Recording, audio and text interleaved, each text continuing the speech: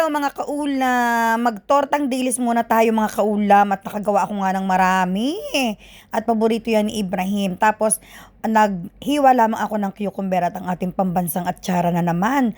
Talaga naman mga kaulam, matchy-matchy talaga. Magka-match talaga yung atsara at saka ang tortang dilis. Anong pagkalinamnam. Ayan nga mga kaulam ay maagang-maaga ako kumain dahil sobrang dami kong lakad ng araw na iyan.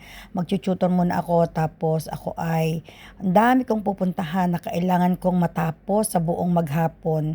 So hindi ako nakagawa ng sausawa ng torta. Dapat ang gagawin ko dyan ay toyo na may lemon. Ang problema, naubusan tayo ng toyo. Toyo ko lang sa ulo ang natira. Charot. Kaya ketchup na lamang mga kaulam muna ang aking inilagay. Sa isang araw na tayo magtotoyo.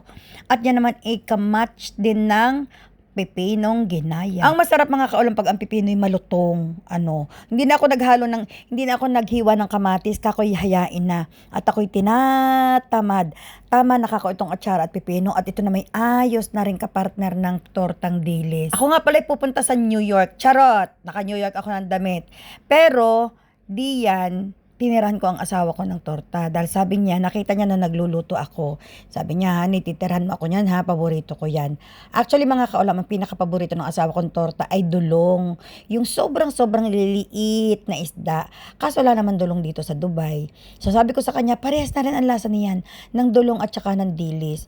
Kaya ang ginawa ko mga kaulam, pinagtiyagaan ko talagang himayin ang dilis. Tinanggalan ko ng tinik at saka ng ulo para walang malasahan na matalas na tinik at matigas na tinik ang asawa ko. Kaya sarap talaga siya. Sabi niya, honey, masarap yung dilis, hindi kagaya ng huli mong torta. Dahil yung huli kong torta, hindi ko tinanggal ng tinik. Parang naano siya. Parang naalangan siya dahil para daw matigas, matalas. Di, to the rescue naman si asawa. Tinanggalan ng tinik pa at saka ng ulo. Mga kaulam, 3 araw na lamang at birthday na ni Ibrahim, hindi pa ako nakakabili ng regalo at ako'y naubusan ng pera. Ano kayang aking gagawin? Diyos ko po, Rode, mahigpit. Kundi magbutas ng alkansya. Bubutasin ko na yung alkansya. Yun namang alkansya mga kaulam, kaya ako'y nakukonsensya.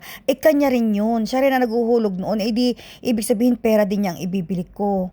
Diyos ko po. Kaya sabi ko sa sarili ko, sige, butasin ko na lamang muna ang alkansya at pag sumahod ako, aking ibabalik. Para naman masabi ko at maramdaman kong pera ko ang ibinili ng regalo sa kanya. Tawarin pati arena, i-chismis ko na rin sa inyo. Kailan kaya ako bibili mga kaulam? 20 na ngayon, bukas 21 na.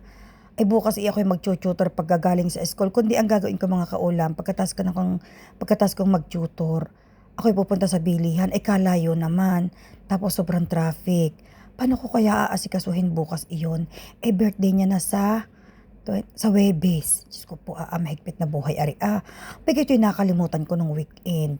Sa sobrang dami kong ginagawa at sobrang dami kong iniisip na wala talaga sa isip ko mga kaulam na birthday na ng asawa ko pala. Ay naku po, Rode, mahigit na lahat ako may nasa isip na kung anong aking bibilhin. Tigay ang mangyayaring ari bukas.